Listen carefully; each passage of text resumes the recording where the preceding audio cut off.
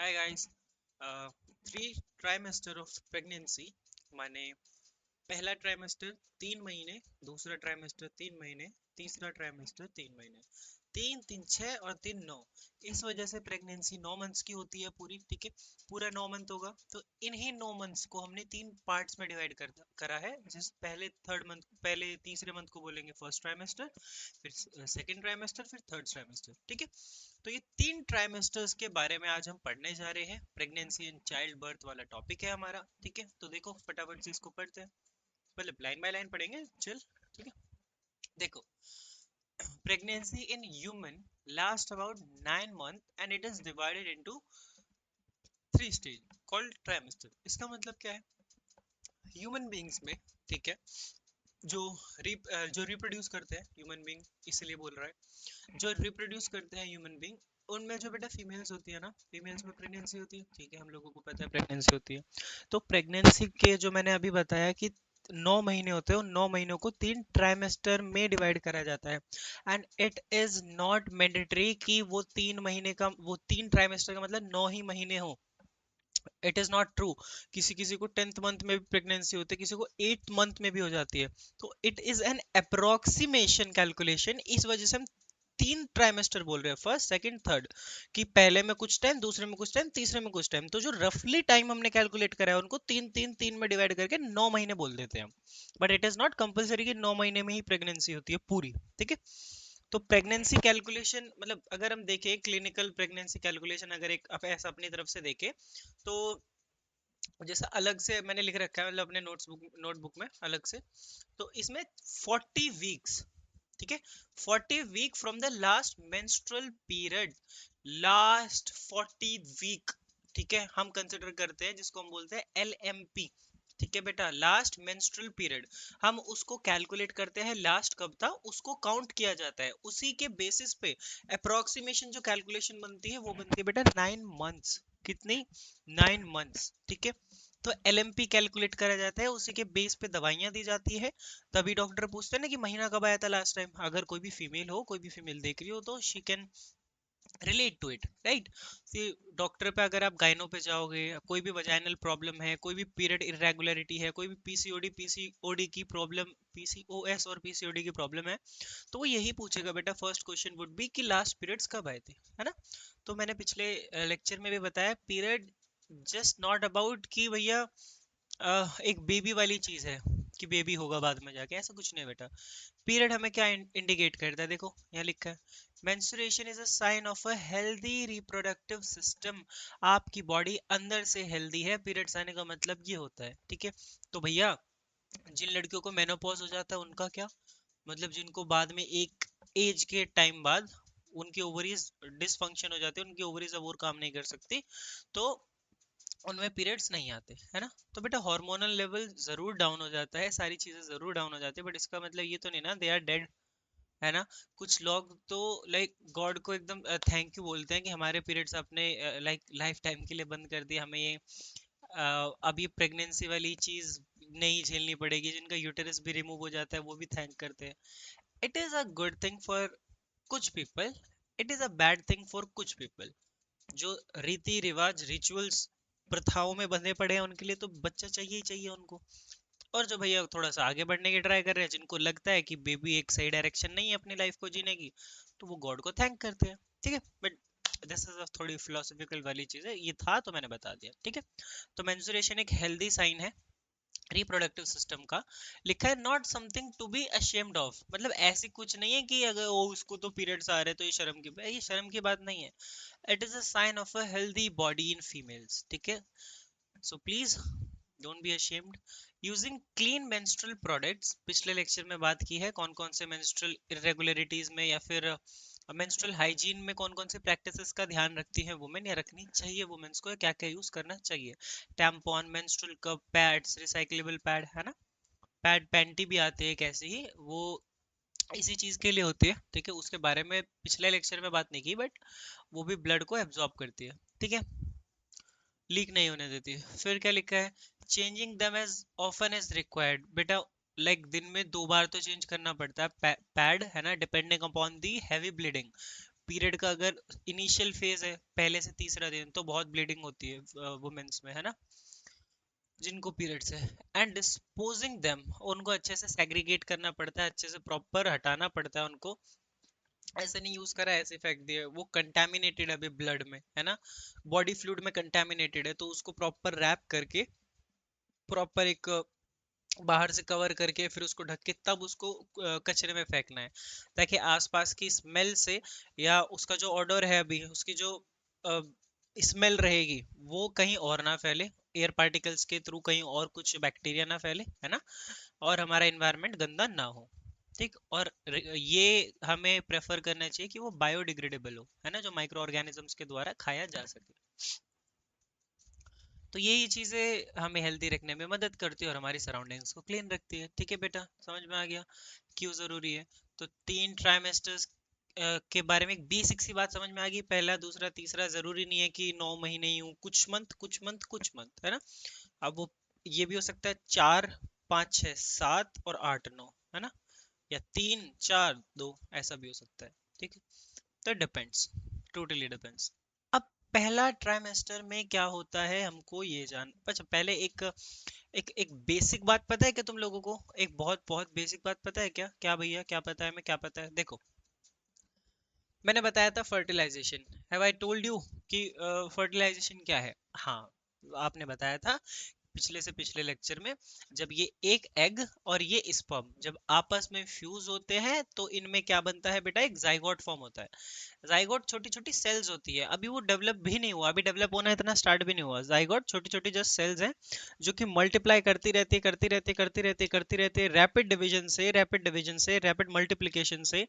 जब ये जब ये मल्टीप्लाई होती जा रही है होती जा रही है होती जा रही है, तो इन सब के बाद इकट्ठा रैपिड डिवीजन के बाद क्या बन जाता है, एक एम्ब्रियो। क्या बन जाता है, एक एम्ब्रियो।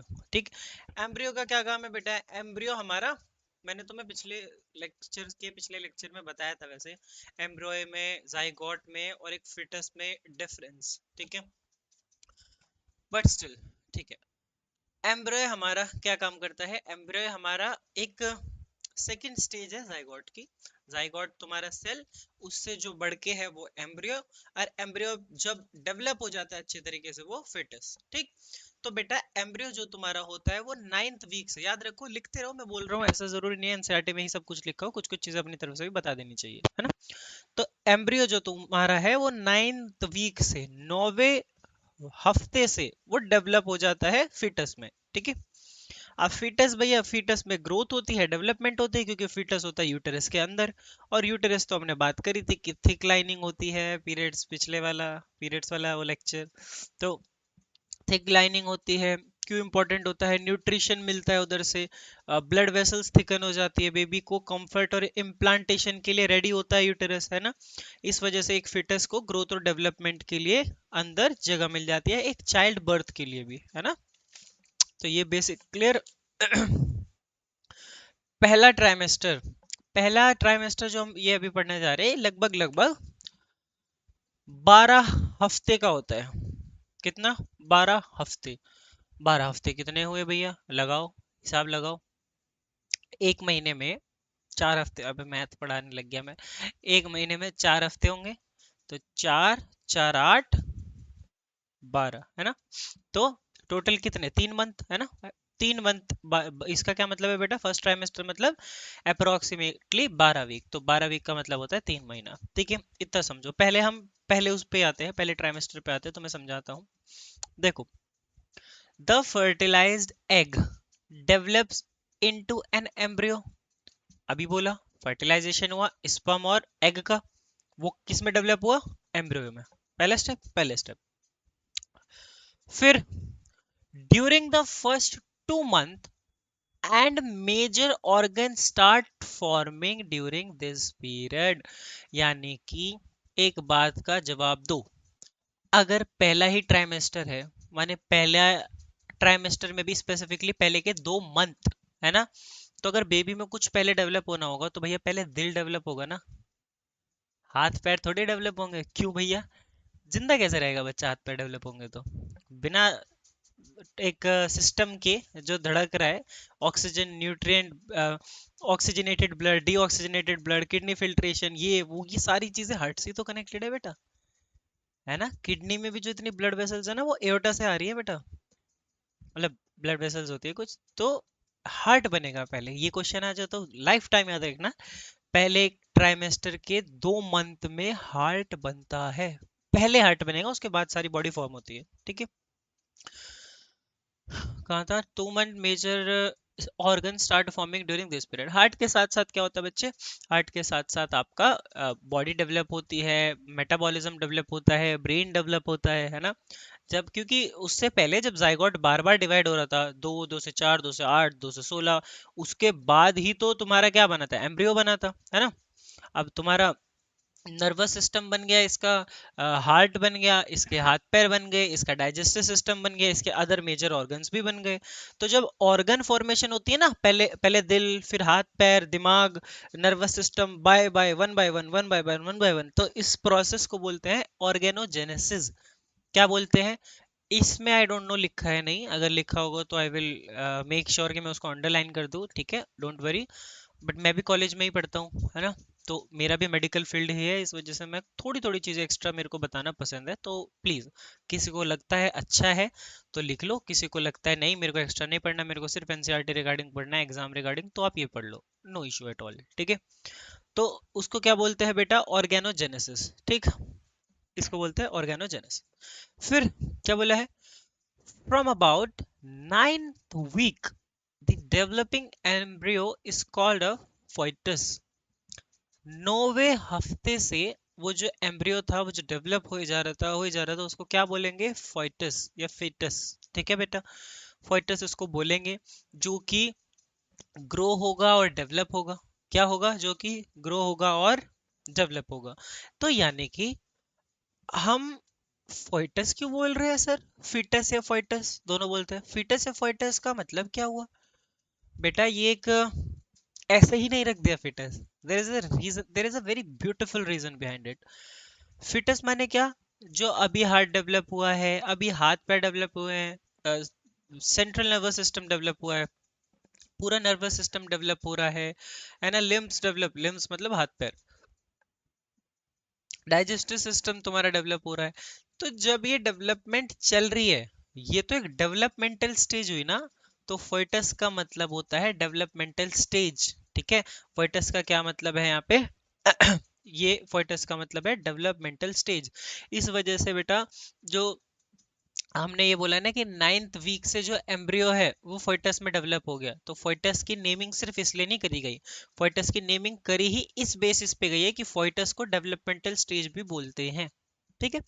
तो इस वजह से पहले महीने के, मतलब पहले 3 महीने, फर्स्ट ट्राइमेस्टर के 2 महीने में हार्ट बनता है और सारे रिस्पेक्टिवली ऑर्गन बनते हैं, ठीक है, सारे ऑर्गन्स बनते हैं बॉडी के। तो इस वजह से जब ये काम चल रहा है तो इसको बोलते हैं डेवलपमेंटल स्टेज। क्या बोलते हैं, developmental stage.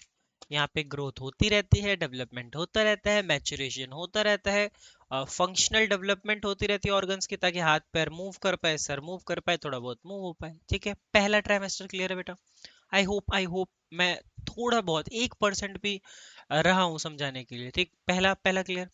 Now second, in the second trimester, the fetus grows bigger and stronger, and the mother can usually feel its movement. Now, what does it say? देखो, मेरी बात सुनो।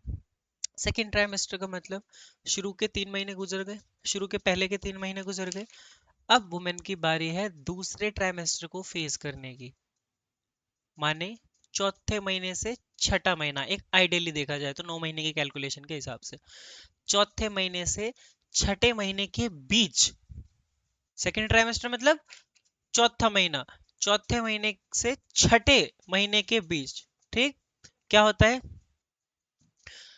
The fetus grows bigger and stronger. अब वो बच्चा developmental stage में नहीं है, अब वो बच्चा और ग्रो हो रहा है, बड़ा और स्ट्रोंगर ग्रो हो रहा है, ठीक है।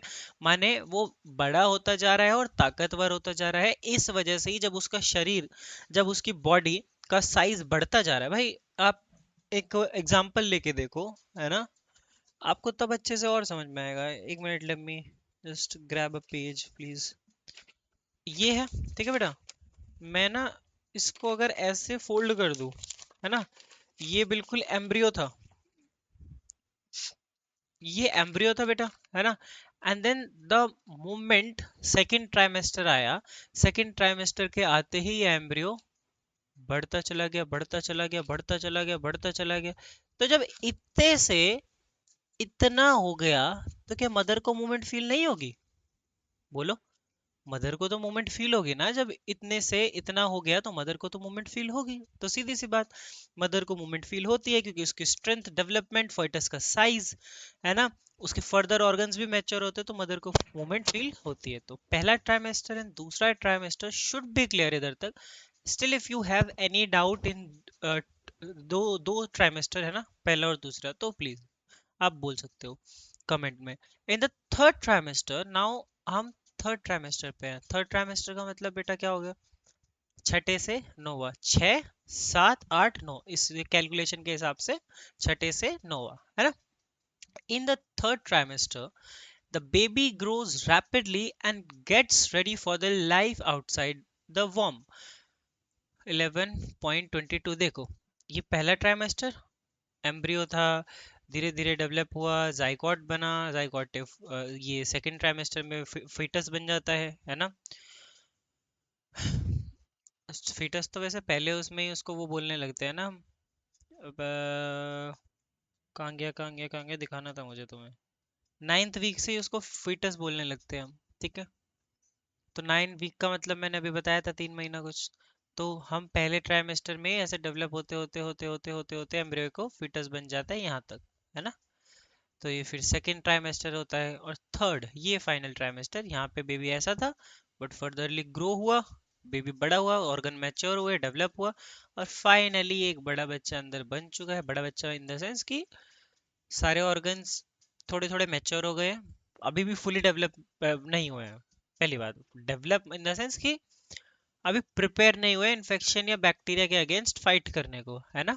इस वजह से कुछ बेबी इनिशियली डेथ भी हो सकती है अगर उनकी टेक केयर ना करी जाए तो, है ना। तो थर्ड ट्राइमेस्टर में बेबी रेडी है टोटली डिलीवरी के लिए अब, ठीक। 9वें महीने में ही इसलिए डिलीवरी होती है, ये कारण है, याद रखना। In the third trimester the baby grows rapidly and gets ready for the life outside the वॉर्म। हमने पढ़ लिया।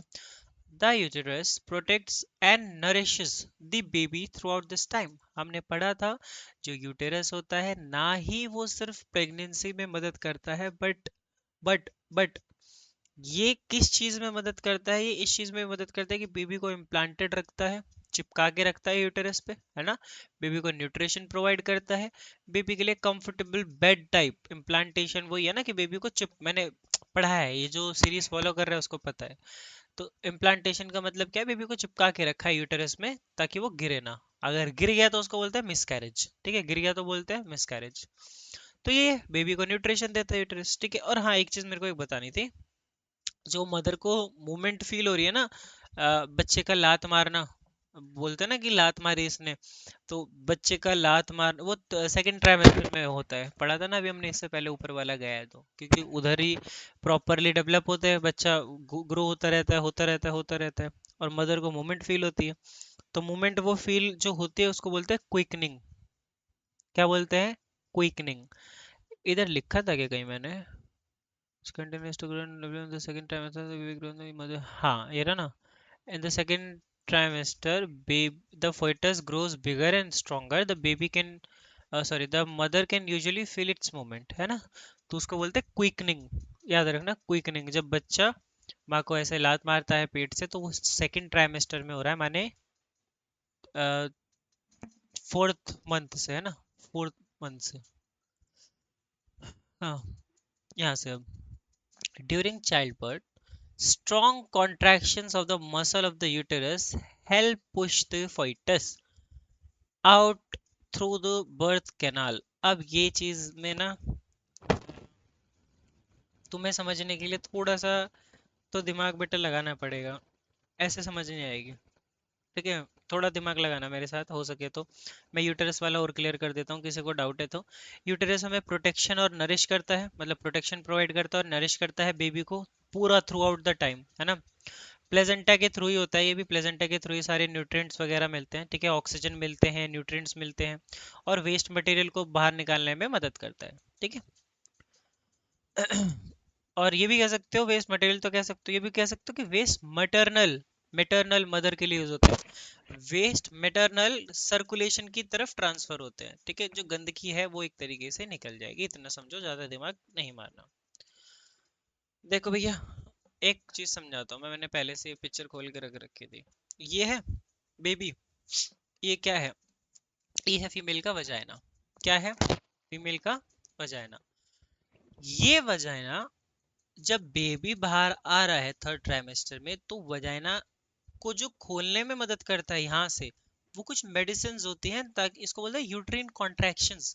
क्या बोलते हैं, यूट्रिन कॉन्ट्रैक्शंस। तभी वहां से बोला जाता है पुश करो पुश करो, देखा कोई कोई मूवी में कि पुश करो, वो पुश करने का मतलब यूट्रिन कॉन्ट्रैक्शंस है। ये जितनी मसल्स खुलेगी, बेबी बाहर आएगा, है ना, उतना ही मदर को थोड़ा सा डिस्कम्फर्ट तो होगा ऑफ कोर्स उस टाइम पे, बट बेबी ऐसे ही बाहर आता है। तो चाइल्ड बर्थ के दौरान स्ट्रॉन्ग कॉन्ट्रैक्शंस होते हैं, जो strong contractions of the muscle of the uterus, जो यूटेरस की मसल है उनके जो स्ट्रॉन्ग कॉन्ट्रैक्शंस, कॉन्ट्रैक्शन मतलब खुलना बंद, खुलना बंद, तो वजाइना जब खुलता बंद खुलता बंद खुलता बंद है ना, तो ये चीज यूट्रिन कॉन्ट्रैक्शंस मदद करती है एक बच्चे को जल्दी बाहर धकेलने में। भाई तुम समझो, ऐसे वजाइना से, मतलब वजाइना ऐसे हो रहा है बार बार, open close open close open close, तो एक बार तो वो ऐसा होगा ना जिससे कि बेबी बाहर आ जाए, यूट्रिन कॉन्ट्रैक्शन के दौरान बाहर आ जाए, ठीक है। तो यूट्रिन कॉन्ट्रैक्शन के दौरान वो बाहर आएगा, तो बेटा क्या सिर्फ मतलब मदर का ही रोल है ऐसा, कि अपने आप ही मदर खुद से इतना ज्यादा पुश कर सकती है? बेटा ऐसा पॉसिबल नहीं है। Here are some image you could see, इतनी सारी इमेज है, ये वाली देख लो, ये वाली ये वाली ये वाली, बहुत सारी इमेज है ना। ये प्रॉपर एक प्रोसेस को एक्सप्लेन कर रही है, ठीक है।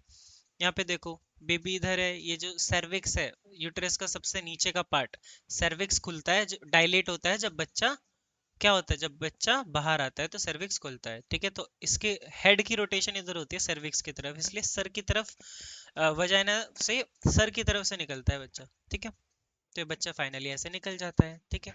But what I want to say, students, what I want to say, कि जो ये यूट्रीन कॉन्ट्रैक्शंस होते हैं ना बेटा, यूट्रीन कॉन्ट्रैक्शंस जब खुलते हैं, तो इसके लिए, ये यूट्रीन कॉन्ट्रैक्शन जो हो रहा है, ये खुल रहा है, इसके लिए रिस्पॉन्सिबल होता है एक हार्मोन फीमेल्स में, जो होता है ऑक्सीटोसिन। कौन सा होता है, ऑक्सीटोसिन। और फीमेल्स में ना, स्पेशली फीमेल्स में हमारा ऑक्सीटोसिन रिलीज होता है ताकि वो यूट्रीन कॉन्ट्रैक्शंस को स्टिमुलेट करे, ठीक है। माने यूट्रीन कॉन्ट्रैक्शंस जानबूझ के आए, फीमेल्स में जानबूझ के यूट्रीन कॉन्ट्रैक्शंस लाने का काम कौन कर रहा है नेचुरली बॉडी में, ऑक्सीटोसिन नाम का हार्मोन। और ऑक्सीटोसिन के इंजेक्शन भी लगते हैं, इवन भैंस होती है ना, भैंस, बफेलो, उनको भी इंजेक्शन लगते हैं ऑक्सीटोसिन के बर्थ करते हुए। और फीमेल्स में भी ऑक्सीटोसिन के इंजेक्शन ठोके जाते हैं ताकि बेबी, मतलब ताकि यूट्रिन कॉन्ट्रैक्शंस हो और बेबी बाहर आ जाए, ठीक है। इतना क्लियर है, ठीक है। कुछ काम का होगा तो बताऊंगा।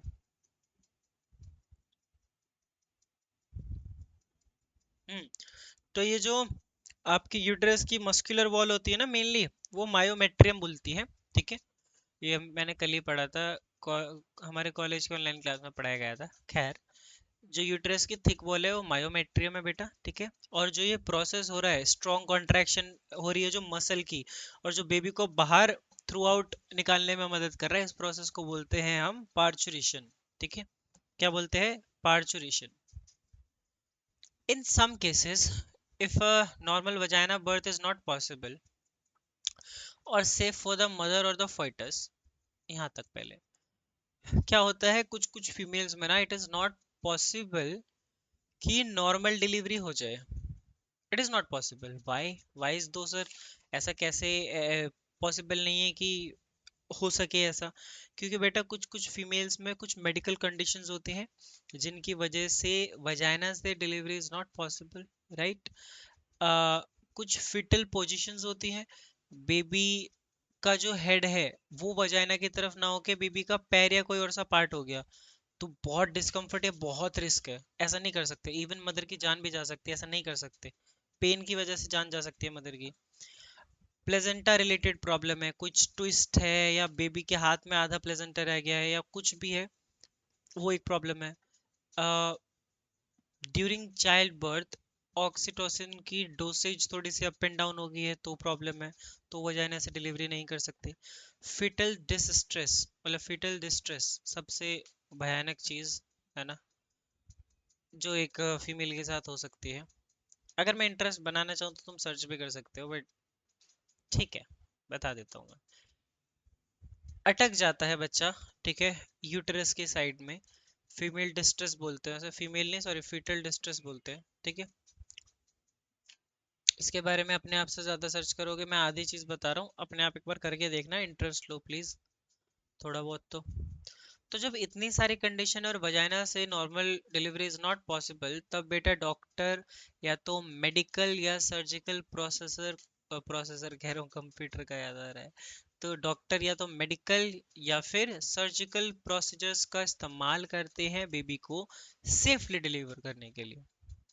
सर्जिकल वही ऑपरेशन से बच्चा होना है ना, और मेडिकल कुछ ऑक्सीटोसिन का इंजेक्शन ज़्यादा, ताकि यूट्रस, मतलब यूट्रस कह रहा हूँ, ताकि वजाइना का कॉन्ट्रैक्शन, यूट्रिन कॉन्ट्रैक्शन है जो, वो प्रॉपर हो, ऑक्सीटोसिन रिलीज हो और बेबी अच्छे से बाहर आ जाए सेफली।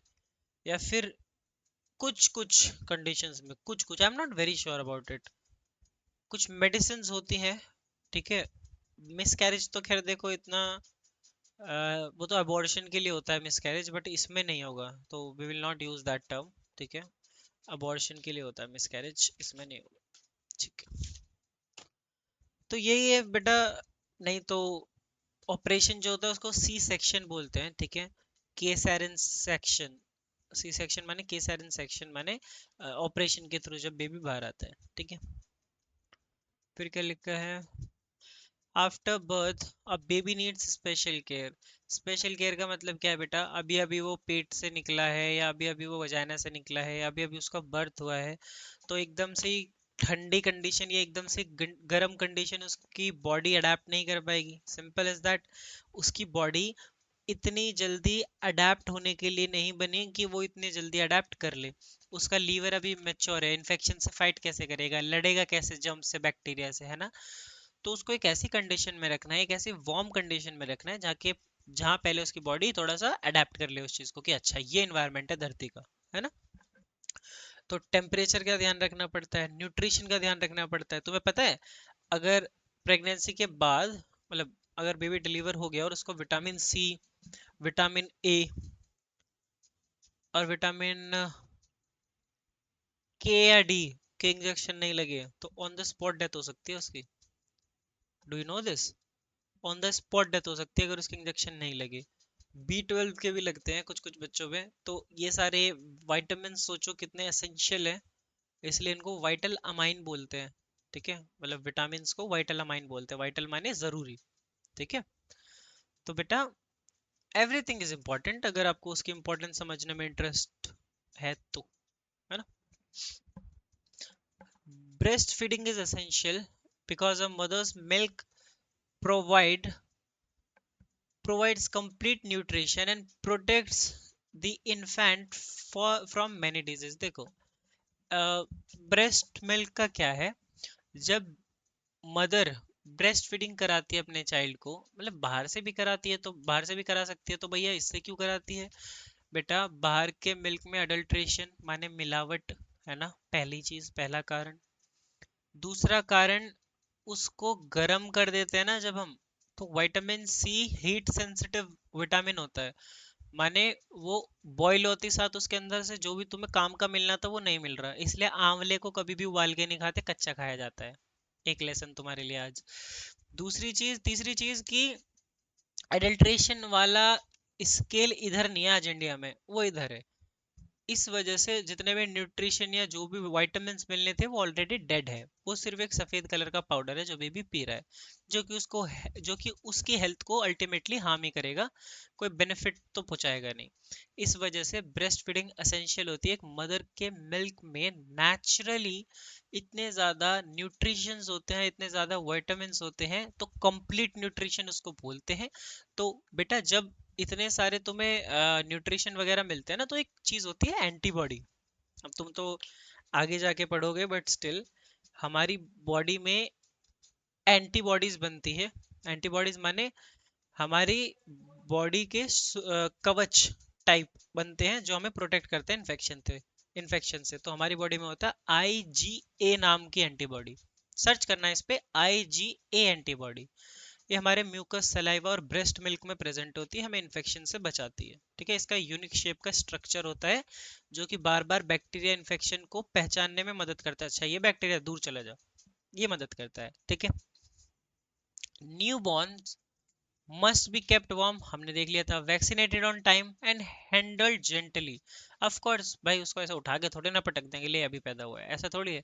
उसको आराम से वार्म कंडीशन में रखो, उसको वैक्सीन टाइम टू टाइम देनी पड़ेगी और इंजेक्शंस टाइम टू टाइम देने पड़ेंगे। विटामिन्स, न्यूट्रिशन, पूरी एक नर्स को टेक केयर करनी पड़ती है उस चीज़ की। ठीक है, और उसको जेंटली हैंडल करना पड़ता है of course. The mother's well-being is equally important. She requires nutritious food and adequate rest. एक मदर को भी इक्वली न्यूट्रिशन चाहिए, क्योंकि बर्थ के बाद क्या होता है, कभी कभी फीमेल्स बहुत ज़्यादा वीक हो जाती है बेटा। अब इतना पेन सहने के बाद, इतना 3 ट्राइमेस्टर सहने के बाद, यू नो तो इस वजह से मदर का न्यूट्रिशन भी बेटा इक्वली इंपॉर्टेंट है, और मदर का रेस्ट करना भी, ताकि बॉडी रिकवर हो सके। रेस्ट इसलिए करते हैं ताकि बॉडी रिकवर हो, है ना। It is recommended for her to avoid harmful habit. हाँ, ताकि उसकी बॉडी डैमेज ना हो, जैसे स्मोकिंग। स्मोकिंग से क्या होता है भैया, स्मोकिंग से बेटा आपका लीवर भी खराब होता है, आपकी किडनी भी खराब होती है। ठीक है, एक टाइम पे आके अगर इतना ज्यादा एक्यूमुलेशन हो गया, स्मोकिंग से हमारी ब्लड वेसल्स जाम पड़ने लगी, तो सीधा दिल का दौरा पड़ता है, स्ट्रोक बोलते हैं जिसको।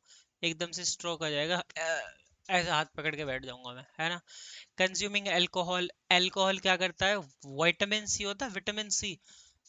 विटामिन सी हमारे बॉडी में कोलेजन बनाने के लिए, हमारी स्किन के लिए, ओवरऑल हमारी न्यूट्री मतलब बॉडी को बैलेंस करने के लिए इंपॉर्टेंट होता है। तो अल्कोहल कंज्यूम करने से क्या होता है, अल्कोहल कंज्यूम करने से विटामिन सी तुम्हारी बॉडी में एब्जॉर्ब ही नहीं होगा, चाहे कितना ही खा लो। तो जो शराबी लोग होते हैं उनमें विटामिन सी के डेफिशिएंट होते हैं वो। ठीक है, और taking any medicine without medical advice, खुद से डॉक्टर बनोगे घर पे तो भी एक, ये तो फीमेल के लिए क्या, मेल के लिए भी भैया जाता है, सबके लिए जाता है। खुद से डॉक्टर बनोगे घर पे तो ऑफ कोर्स तुम्हें बॉडी में इश्यूज आएंगी। The health of the mother and the baby are closely connected and require proper care and support. ठीक है, मतलब एक मदर की भी और एक बेबी की भी हेल्थ इक्वली इंपॉर्टेंट है, इसको इक्वली ट्रीट करना चाहिए। एंड वन मोर थिंग, एक टर्म होता है कोलेस्ट्रम। क्या होता है, कोलेस्ट्रम, COLOSTRUM, कोलेस्ट्रम। ठीक, डिलीवरी के बाद जो कुछ दिन गाढ़ा गाढ़ा दूध आता है, येलोइश येलोइश और थिक सा दूध आता है ना, उसको बोलते हैं कोलेस्ट्रम मिल्क। तो जब बच्चा पहली पहली बार थिक दूध पीता है, बहुत ज्यादा गाढ़ा गाढ़ा येलो, इसको बोलते हैं कोलेस्ट्रम। हाँ, कोलेस्ट्रम। ठीक, so yes, this was the lecture. I hope आपने एंजॉय करा हो, आई होप। ठीक है, ऐसे ही पढ़ते रहो। नेक्स्ट लेक्चर कल आएगा 11 बजे, डेली 11 बजे ही आता है। Love you all, take care, bye bye.